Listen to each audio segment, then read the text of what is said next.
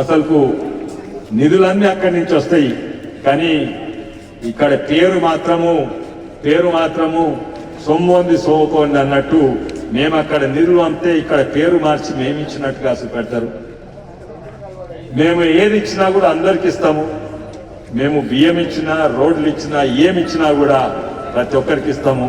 కానీ కొన్ని పథకాలు అయితే కేంద్ర ప్రభుత్వం నుంచి పైసలు వస్తున్నాయి, కానీ ఇక్కడ ఇండ్లు ఇవ్వడం అయితే ఓన్లీ అధికార పార్టీ కాంగ్రెస్ పార్టీ వాళ్ళకే ఇస్తున్నారు. ఇది పెద్ద ఆరోపణ. దీన్ని మేము కొట్లాడతాము.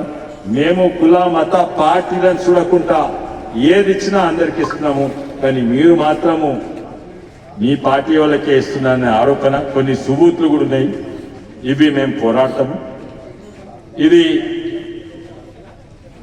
ప్రతి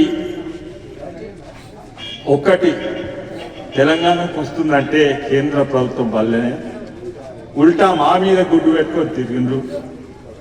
ప్రతి ఒక్కటి కేంద్ర ప్రభుత్వం నుంచి వచ్చింది.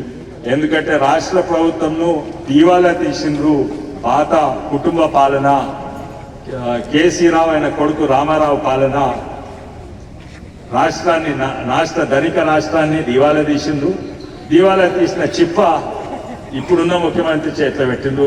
ఇప్పుడున్న ముఖ్యమంత్రి రేవంత్ రెడ్డి గారు కూడా చెప్పిండ్రు, నన్ను కోసినా కూడా నా దగ్గర పైసలు లేవు.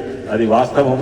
ఈ రోజు రైతాంగం ఆదుకుందంటే, ఈ రోజైనా అభివృద్ధి అవుతుందంటే, ఈ రోజు ఇక్కడి నుంచి వికారాబాద్ నుంచి తాండూరు రోడ్ అవుతుందంటే కేంద్ర ప్రభుత్వం నిధులే.